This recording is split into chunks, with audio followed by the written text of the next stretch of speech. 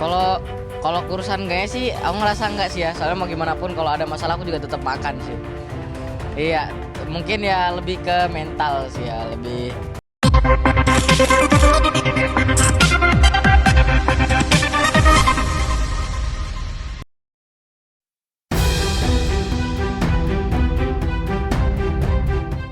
Kabar tak menyenangkan datang dari penyanyi Farel Prayoga.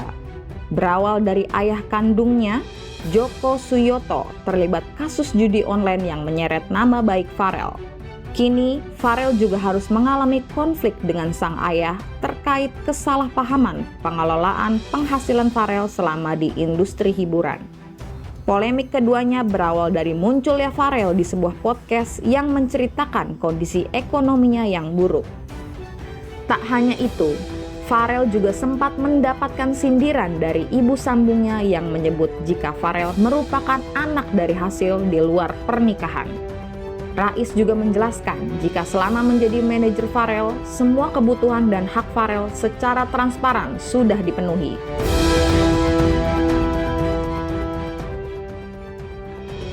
Mungkin judul yang naik ke berita mungkin terkait dengan 10 miliar itu ya. Nah, kita jelaskan sekali lagi bahwa 10 miliar itu adalah pembahasan Farel Prayoga dengan podcastnya Bang Denny Sumargo.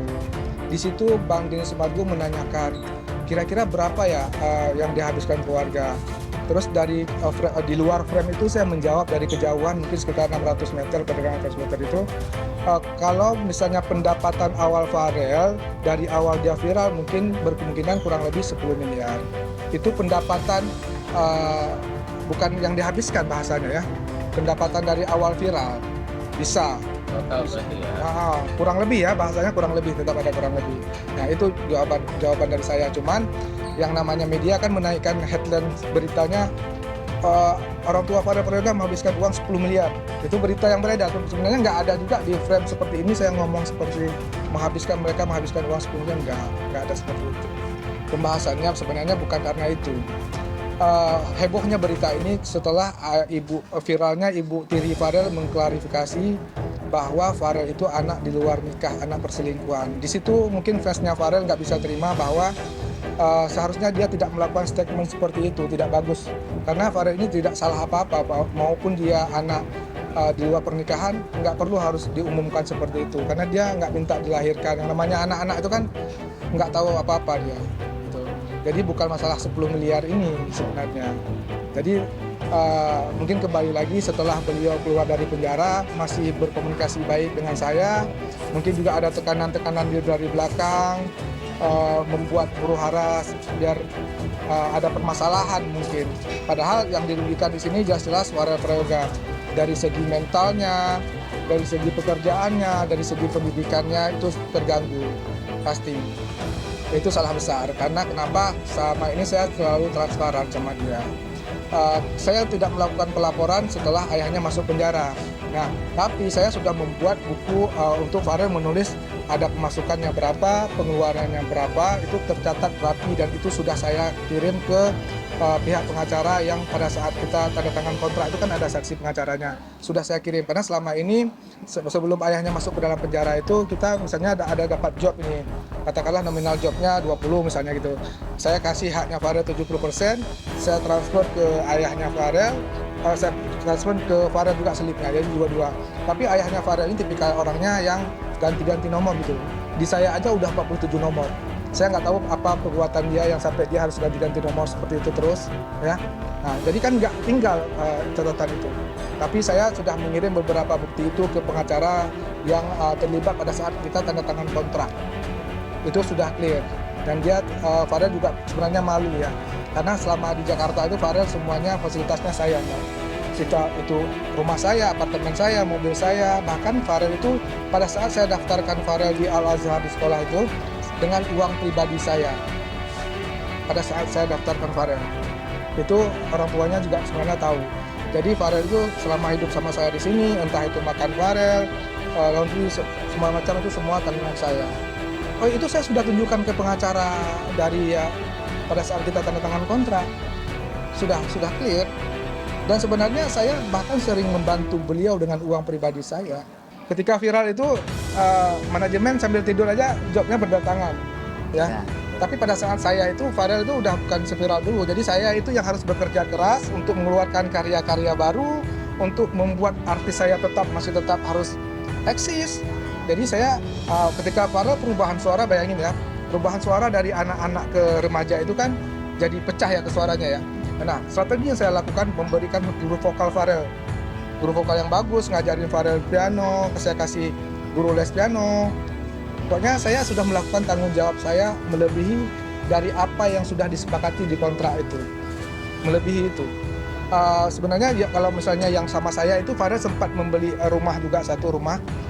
Tapi rumah itu belum selesai sertifikatnya. Harusnya mereka harus mengurus tuh, soalnya Farel sudah melunaskan.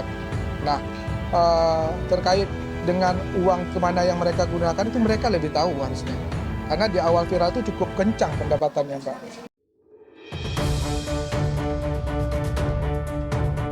Di samping itu, Ketua Komnas Anak DKI Jakarta, Cornelia Agatha, merespon permasalahan ini. Bagi Cornelia, masalah yang dihadapi Farel cukup membuatnya prihatin dan sedih. Farel yang seharusnya di usianya saat ini mengenyam pendidikan dan memberikan kebebasan bermain selayaknya anak-anak, harus dihadapkan persoalan orang dewasa. Sebagai Ketua Komnas Anak, Cornelia akan terus mengawal kasus ini, terutama menjaga kesehatan mental dari Farel sendiri. Dan tak tutup kemungkinan Komnas Anak akan menempuh langkah mediasi antara pihak Farel dan keluarganya agar mendapatkan solusi yang terbaik.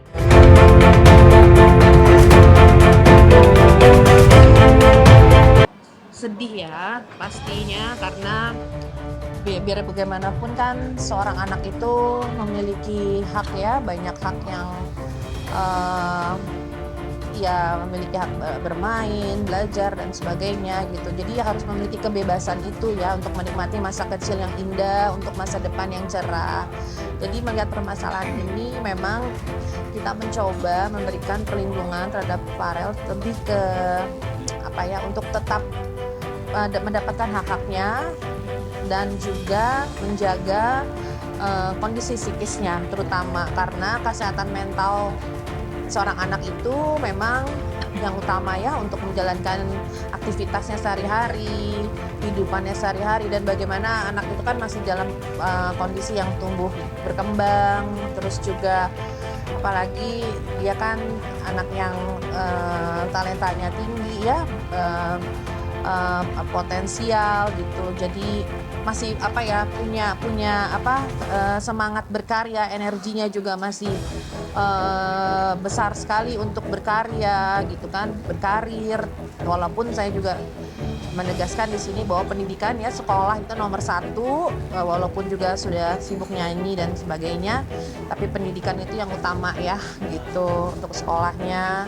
Nah makanya jangan sampai hak-haknya itu terampas karena permasalahan keluarga ini. Jadi kita mencoba mencari jalan yang terbaik lah untuk penyelesaiannya ini. Ya tentunya kita menjaga supaya dia terhindar dari konflik baru yang berpotensi untuk mengganggu ketenangan hidupnya. Dan juga mungkin ada masalah-masalah yang sudah terjadi yang melibatkan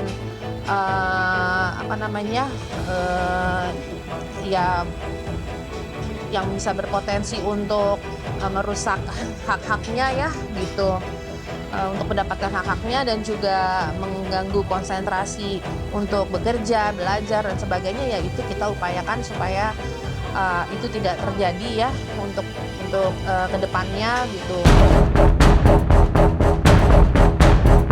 Meskipun saat ini sedang mengalami konflik dengan keluarga, penyanyi Farel Prayoga tak gentar dan tetap berkarya. Bersama rekan-rekan sesama penyanyi seperti Afi Ukila, Farel melakukan recording sekaligus video klip single yang berjudul Peganglah Tanganku. Lagu tersebut menceritakan tentang penderitaan dan perjuangan saudara sebangsa yang terkena dampak musibah bencana alam, khususnya Pulau Sumatera.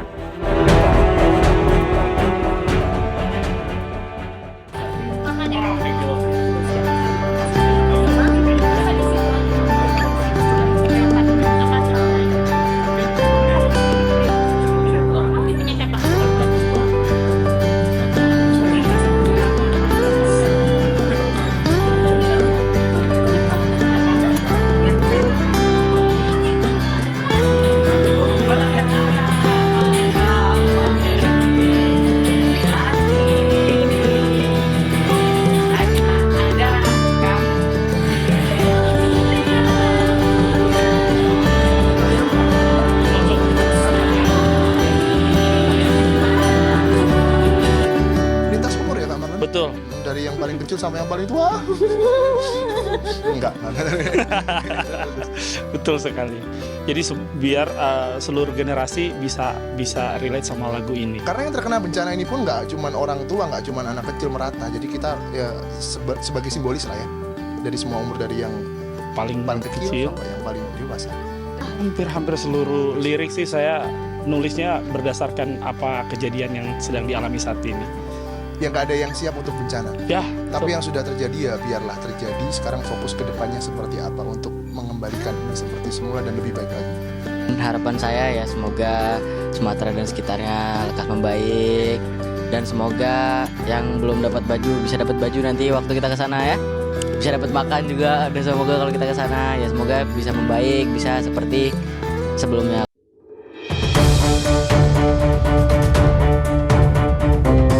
Belum usai permasalahan yang dihadapinya dengan ayah kandungnya, Pharrell mengungkapkan jika dalam hati kecilnya masih membuka ruang maaf bagi sang ayah.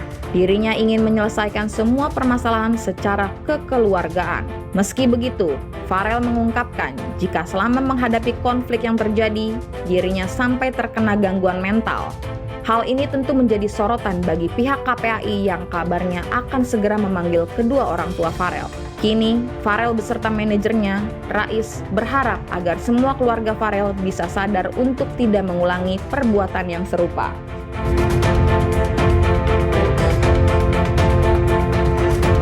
Jadi informasi dari terakhir itu ya, nanti akan disurati lah, dipanggil gitu ya. Nah, update terbaru itu sebetulnya besok, karena besok kita ada pertemuan dengan Komnas Perlindungan Anak membahas terkait masalah Pharrell Prayoga ini. Kalau kurusan kayaknya sih aku ngerasa enggak sih ya, soalnya mau gimana pun kalau ada masalah aku juga tetap makan sih. Iya, mungkin ya lebih ke mental sih ya, lebih depresi ini tuh, kayak mungkin dari segi pendidikan maupun pelajaran yang aku pelajari juga mungkin terganggu gara-gara hal ini gitu. Bener banget. Kalau dibilang lelah, emang aku dari kecil, dari lahir emang udah lelah sebenarnya. Ya mau gimana pun juga hidup harus tetap berjalan ya. Kita nggak mungkin gara-gara ada masalah ini kita nggak hidup kan. Kita tetap harus semangat. Ya karir tetap harus kita usahain tetap berjalan, dan ya jangan mati dulu aja sih. Ya semoga kalian sadar sama perbuatan kalian. Ya selama ini juga yang menurut kalian benar tuh ya coba kalian koreksi lagi beneran bener apa enggak. Dan juga sebenarnya kita di sini buat gimana ya? Karena kita sayang sama mereka ya, jadi kayak kita ngasih, mungkin kedepannya kita bakal kasih surprise juga untuk mereka juga. Ya mungkin ya nanti berkelanjutan sih ya Om ya, surprise-nya ya. Ya mungkin surprise dari Pharrell itu ya, kalau dari saya sebenarnya intinya gini, perdamaian itu semua orang menginginkan perdamaian lah, nggak mau ada keributan lah. Nah, tapi dari saya pingin kalau seandainya pun nanti ada perdamaian, saya pingin ada catatan-catatan dan keadilan untuk Pharrell. Ada poin-poin yang harus disepakati, biar ini nggak terus berlanjut. Kalau katakanlah sekarang ini selesai, tapi kedepannya muncul lagi ya kan nggak selesai-selesai, capek ya. Saya pribadi capek banget karena saya pingin berkarya. Dengan adanya karya, Pharrell tetap bertahan di industri musik. Pharrell bisa mencari nafkah, juga bisa transfer lagi ke keluarganya seperti biasa. Dia tetap bantu, cuman yang dia katakan dia tidak mempercayai lagi uangnya ke mereka lagi, karena dia sudah besar juga, sudah pinter, anaknya sudah mau masuk SMA gitu.